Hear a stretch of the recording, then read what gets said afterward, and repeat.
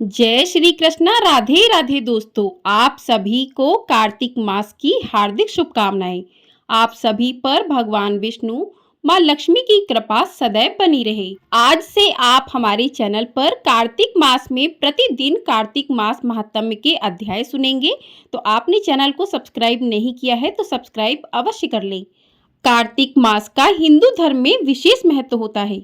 दरअसल इस महीने भगवान विष्णु लंबे समय की नींद के बाद जागते हैं।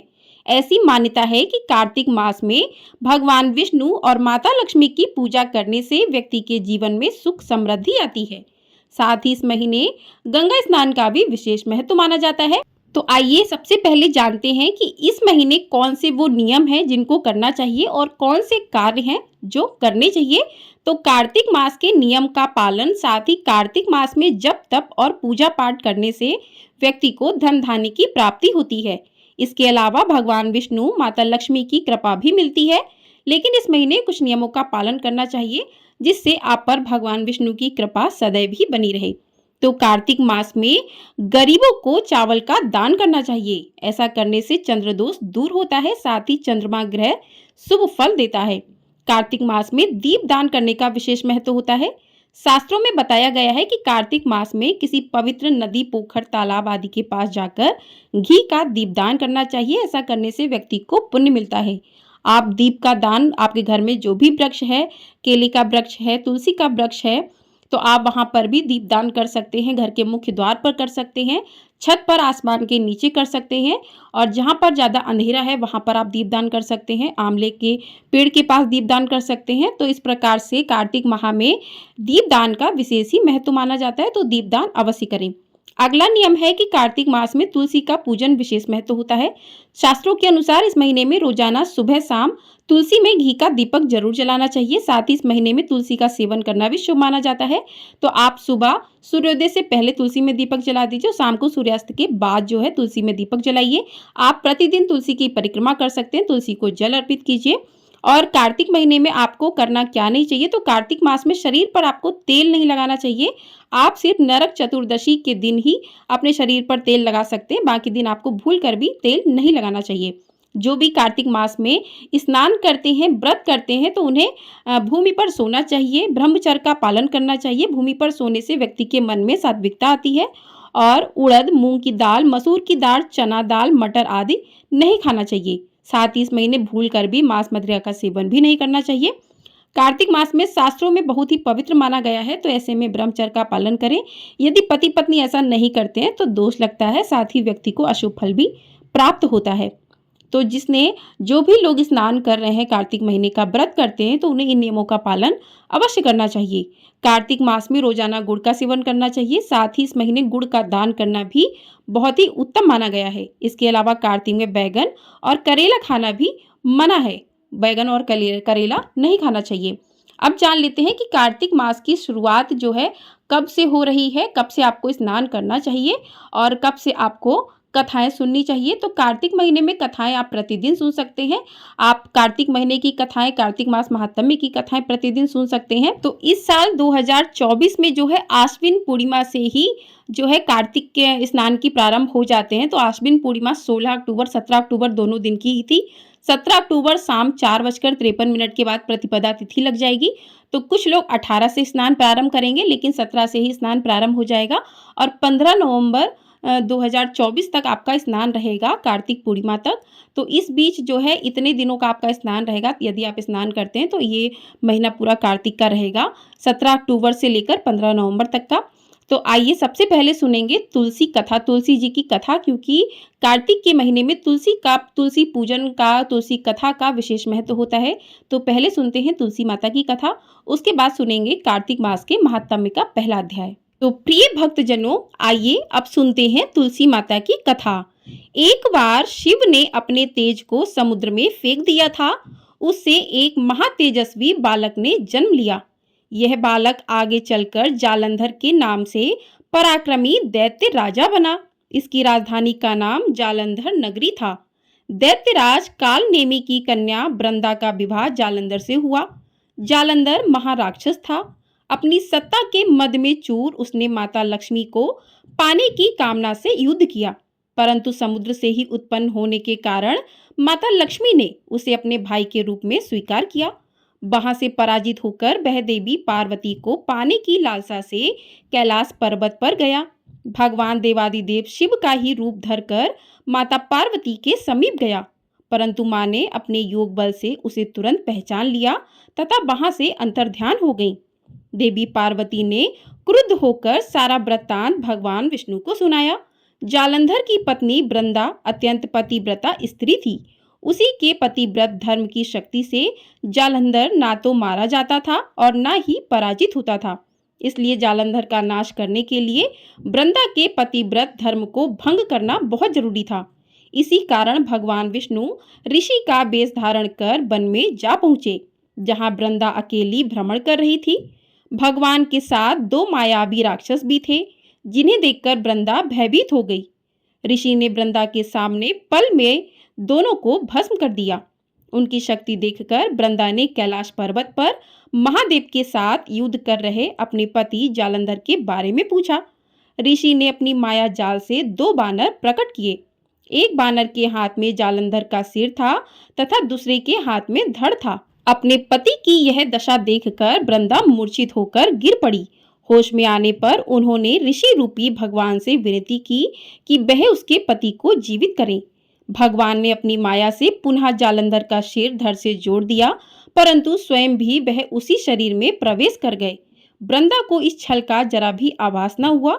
जालंधर बने भगवान के साथ वृंदा पतिव्रता का व्यवहार करने लगी, जिससे उसका सतीत्व भंग हो गया।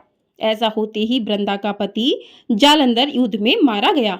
इस सारी लीला का जब वृंदा को पता चला तो उसने क्रुद्ध होकर भगवान विष्णु को शिला होने का श्राप दे दिया तथा स्वयं सती हो गई। जहां वृंदा भस्म हुई वहां तुलसी का पौधा उगा।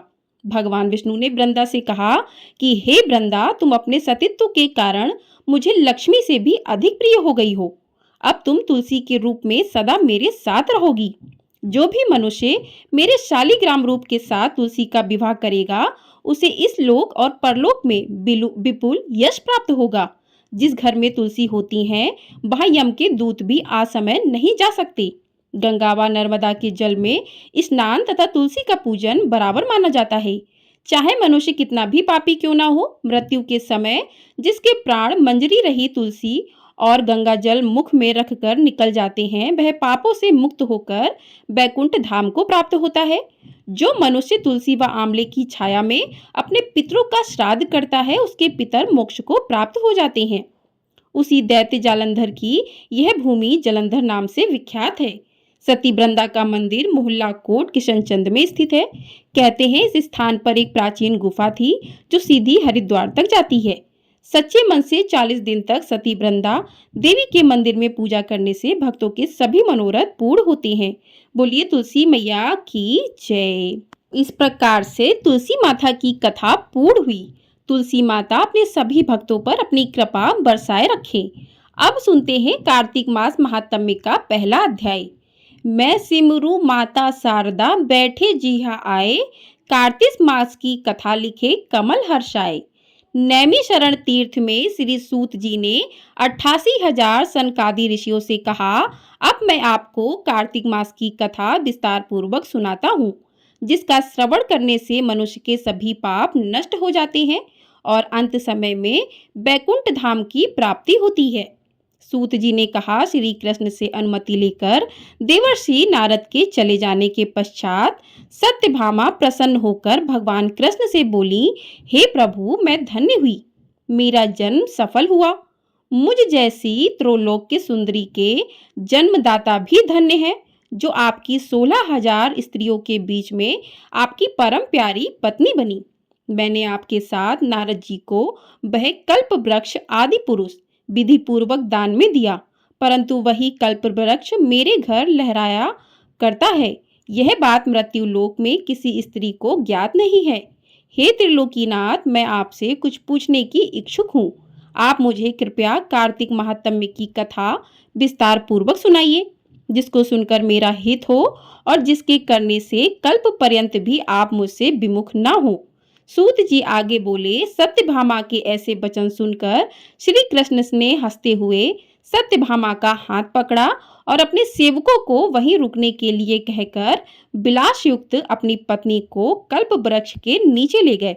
फिर हंसकर बोले, हे प्रिय, 16,000 रानियों में से तुम मुझे प्राणों के समान प्यारी हो। तुम्हारे लिए मैंने इंद्र एवं देवताओं से विरोध किया था। हे कांते, जो बात तुमने मुझसे पूछी है उसे सुनो। एक दिन मैंने तुम्हारी इच्छा पूर्ति के लिए गरुड़ पर सवार होकर इंद्रलोक जाकर कल्प वृक्ष मांगा। इंद्र द्वारा मना किए जाने पर इंद्र एवं गरुड़ में घोर संग्राम हुआ और गौलोक में भी गरुड़ जी गौ से युद्ध किया। गरुड़ की चोट से उनके कान एवं पूंछ कटकर गिरने लगे, जिससे 3 वस्तुएं उत्पन्न हुई। कान से तंबाकू, पूंछ से गोभी और रक्त से मेहंदी बनी। इन तीनों का प्रयोग करने वाले को मोक्ष नहीं मिलता। तब गौ ने भी क्रोधित होकर गरुड़ पर वार किया, जिससे उनके 3 पंख टूटकर गिर गए। इनके पहले पंख में नीलकंठ, दूसरे से मोर और तीसरे से चकवा चकवी उत्पन्न हुए। हे प्रिय, इन तीनों का दर्शन करने मात्र से ही शुभ फल प्राप्त होता है। यह सुनकर सत्यभामा ने कहा, हे प्रभु, कृपया मुझे मेरे पूर्व जन्मों के विषय में बताइए कि मैंने पूर्व जन्म में कौन कौन से दान, व्रत व जप नहीं किए हैं। मेरा स्वभाव कैसा था, मेरे जन्मदाता कौन थे और मुझे मृत्युलोक में जन्म क्यों लेना पड़ा। मैंने ऐसा कौन सा पुण्य कर्म किया था जिससे मैं आपकी अर्धांगिनी हुई। श्री कृष्ण ने कहा, हे प्रिय, अब मैं तुम्हारे द्वारा पूर्व जन्म में किए गए पुण्य कर्मों को विस्तार पूर्वक कहता हूँ, उसे सुनो। पूर्व समय में सतयुग के अंत में मायापुरी में अत्रि गोत्र में वेद वेदांत का ज्ञाता देव शर्मा नामक एक ब्राह्मण निवास करता था। वह प्रतिदिन अतिथियों की सेवा, हवन और सूर्य भगवान का पूजन किया करता था। वह सूर्य के समान तेजस्वी था। वृद्धावस्था में उसे गुणवती नामक कन्या की प्राप्ति हुई। उस पुत्रहीन ब्राह्मण ने अपनी कन्या का विवाह अपने ही चंद्र नामक शिष्य के साथ कर दिया। वह चंद्र को अपने पुत्र के समान मानता था और चंद्र भी उसे अपने पिता की भांति सम्मान देता था। एक दिन वे दोनों कुश व समिधा लेने के लिए जंगल में गए। जब वह हिमालय की तलहटी में भ्रमण कर रहे थे, तब उन्हें एक राक्षस आता हुआ दिखाई दिया। उस राक्षस को देखकर भय के कारण उनके अंग शिथिल हो गए और वे वहां से भागने में भी असमर्थ हो गए। तब उस काल के समान राक्षस ने उन दोनों को मार डाला। क्योंकि वे धर्मात्मा थे, इसीलिए मेरे पार्षद उन्हें मेरे बैकुंठ धाम में मेरे पास ले आए। उन दोनों द्वारा आजीवन सूर्य भगवान की पूजा किए जाने के कारण मैं दोनों पर अति प्रसन्न हुआ। गणेश जी, शिव जी, सूर्य व देवी, इन सब की पूजा करने वाले मनुष्य को स्वर्ग की प्राप्ति होती है। मैं एक होता हुआ भी काल और कर्मों के भेद से 5 प्रकार का होता हूँ। जैसे एक देवदत्त, पिता, भ्राता आदि नामों से पुकारा जाता हूँ। जब वे दोनों विमान पर आरूढ़ होकर सूर्य के समान तेजस्वी रूपवान चंदन की माला धारण किए हुए मेरे भवन में आए, तो वे दिव्य भोगों को भोगने लगे। बोलिए भगवान विष्णु की जय। इस प्रकार कार्तिक मास महात्म्य का पहला अध्याय पूर्ण हुआ। बोलिए भगवान विष्णु की जय। आइए अब सुनते हैं तुलसी चालीसा। जय जय तुलसी भगवती सत्यवती सुखदानी, नमो नमो हरि प्रेसी श्री वृंदा गुण खानी। श्री हरि शीस विरजनी देहु अमर वर अम्ब, जनित हे वृंदावनी अब न करो विलंब। धन्य धन्य श्री तुलसी माता, महिमा अगम सदा श्रुति गाता। हरि के प्राणों से तुम प्यारी, हरि खेतु कीनो तप भारी। जब प्रसन्न है दर्शन दीनो, तप कर जोरी बिनय उस कीन्हो। हे भगवंत कंत मम होहु, दीन जानी जानी छड़ाऊ होहु। सुनी लक्ष्मी तुलसी की बानी, दीनो श्राप कद पर आनी। उस आयोग्य वर मांगन हारी, हो बिटप तुम जड़ तन उधारी। सुनि तुलसी ही श्रप्यो ते ही ठामा, करहु वास तू नीचन धामा। दियो बचन हरि तब तत्काला, सुनो सुमुखी जन हो बिहाला। समय पाई व्योरो पाती तोरा, पूज्यो आस बचन सत मोरा। तब गोकुल मह गोप सुदामा, तासु भई तुलसी तू बामा। कृष्ण रास लीला के माही, राधे शक्यो प्रेम लखि नाही। दियो श्राप तु तुलसी तत्काला, नर लोक कही तुम जन्महु वाला। यो गोप वह दानव राजा, शंखचूड़ नामक सिर ताजा। तुलसी भई तासु की नारी, परम सती गुण रूप अगारी। असदय कल्प बीत जब गयु, कल्प तृतीय जन्म तब भयु। वृंदा नाम भयो तुलसी को, असुर जलंधर नाम पति को। करियति धुंध अतुल बल धामा, लीन्हा शंकर से संग्राम। जब निज सैन्य सहित शिव हारे, मरई न तब हर हरई पुकारे। पतिव्रता वृंदा थी नारी, को न सके पथई सह अंगारी। तब जलंधर ही भेष बनाई, वृंदा ढिग हरि पहुँचे जाई। शिव हित लही करी कपट प्रसंगा, कियो सत्य तु धर्म तो ही भंगा। भयो जलंधर कर संहारा, सुनि उर शोक उपारा। तिहि छड़ दियो कपट हरिटारी, लखी वृंदा दुख गिरा गिरा उचारी। जलंधर जस हत्यो हबीता, सोई रावण तस करई सीता। अस प्रस्तर सम हृदय तुम्हारा, धर्म खंडी मम पथई संहारा। यही कारण लही श्राप हमारा, होबे तनु पाषाण तुम्हारा। सुनि हरि तुरही तुरत ही वचन उचारे, दियो श्राप बिना विचारे। लख्यो ना निज कर तुति पति को, छलन चह्यो जब पार्वती को। जड़मति तुहु अस हो जड़ रूपा, जग में तुलसी बिटप अनूपा। धग्ब रूप हम शाली ग्रामा, नंदी गंड की गढ़ की बीच ललामा। जो तुलसी दल हमई चढ़े, ये सब सुख भोगी परम पद पइये। बिनु तुलसी हरि जलत शरीरा, अतिशय उठत शीश उर पीरा। जो तुलसी दल हरि शिर धारत, जो सो शस्त्र घट अमृत डारत। तुलसी हरि मन रंजनी हारी, रोग दोष दुख भंजनी हारी। प्रेम सहित हरि भजन निरंतर, तुलसी राधा में नाही अंतर। व्यंजन हो 56 प्रकारा, बिनु तुलसी दल ना हरई प्यारा। सकल तीर्थ तुलसी तरु छाई, लहत मुक्ति जन संशय नाही। कवि सुंदर इक हरि गुण गावत, तुलसी निकट सहस गुण पावत। वसत निकट दुर्वासा धामा, जो प्रयास ते पूर्व ललामा। पाठ करही जो नित नर नारी, होई सुख भाषई त्रिपुरारी। बोलिए तुलसी मैया की जय। तुलसी चालीसा पढ़ई तुलसी तरु ग्रह धारी, दीपदान करी पुत्र फल पावई बंध्यो नारी। सकल दुख दरिद्र हरि हार है परम प्रसन्न, आशिय जन धन लड़ई ग्रह बसई पूर्ण अत्र। लाही अभिमत फल गवत, जगत में लाही पूर्ण सब काम। जहि दल अर्पहि तुलसी, तह सहेस बसई हरि राम। तुलसी महिमा नाम लख, तुलसी सूत सुख राम। मानस चालीसा रचो जग, महम तुलसीदास। बोलिए तुलसी माता की जय। इस प्रकार से तुलसी चालीसा पूर्ण हुआ। आइए अब करते हैं माँ तुलसी जी की आरती, क्योंकि कार्तिक मास में तुलसी माँ की आरती करना बेहद फलदायी होता है। तो करते हैं माँ तुलसी की आरती। तुलसी महारानी नमो नमो, हर की पटरानी नमो नमो। धन तुलसी पूर्ण तप कीनो, शालीग्राम बनी पटरानी। जाके पत्र मंजरी कोमल, श्रीपति कमल चरण लपटानी। तुलसी महारानी नमो नमो, हर की पटरानी नमो नमो। तुलसी महारानी नमो नमो, हर की पटरानी नमो नमो। धूप दीप नैवेद्य आरती, पुष्पन की वर्षा वर्षानी।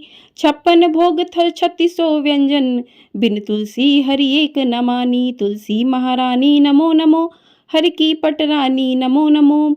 सभी सखी मैया तेरो यश गावे, भक्ति दान दीजे महारानी। नमो नमो तुलसी महारानी, तुलसी महारानी नमो नमो। तुलसी महारानी नमो नमो, हर की पटरानी नमो नमो। बोलिए माता तुलसी की जय। तो इस प्रकार से आज के अध्याय में हमने तुलसी माता की कथा, साथ ही कार्तिक मास महात्म्य का पहला अध्याय, माँ तुलसी का चालीसा और आरती सुना है। कल हम सुनेंगे कार्तिक मास महात्म्य का दूसरा अध्याय। तो आप सभी लोग कार्तिक के महीने में यदि व्रत नहीं रख सकते हैं तो आप कार्तिक स्नान कर सकते हैं। और कार्तिक के महीने में तुलसी पूजा का विशेष महत्व माना जाता है। कहते हैं कार्तिक के महीने में जो भी भक्त तुलसी का पूजन करते हैं सुबह शाम नियम पूर्वक, उनके घर में कभी भी दरिद्रता नहीं रहती, सुख समृद्धि का वास होता है। तो तुलसी माता की पूजा के साथ ही उनकी कथा को आप, उनका चालीसा, उनकी आरती भी कर सकते हैं। तो इस प्रकार से आप तुलसी माता की पूजा कार्तिक में प्रतिदिन नियम पूर्वक कर सकते हैं। भगवान सूर्य देव को जल अर्पित कर सकते हैं। तो इस प्रकार से आप कार्तिक के महीने में भगवान विष्णु की कृपा को प्राप्त कर सकते हैं। आपको हमारे चैनल पर करवा चौथ की संपूर्ण वीडियो मिलेगी, संपूर्ण जानकारी मिलेगी। तो चैनल को सब्सक्राइब नहीं किया है तो चैनल को सब्सक्राइब कर लीजिए, और वीडियो पसंद आई है तो वीडियो को लाइक अवश्य कर दीजिएगा। आपको हमारे चैनल पर सभी प्रकार की कथाएं, साथ ही शुभ मुहूर्त की जानकारी भी दी जाती है। तो चैनल को सब्सक्राइब करके ढेर सारा अपना प्यार अवश्य दीजिएगा। और तुलसी की पूजा आपको कार्तिक के महीने में किस प्रकार से करनी चाहिए, इसकी वीडियो भी आपको हमारे चैनल पर मिल जाएगी। तो आप लोग उसे भी अवश्य सुनिएगा, अवश्य देखिएगा। जय तुलसी मैया, जय विष्णु भगवान।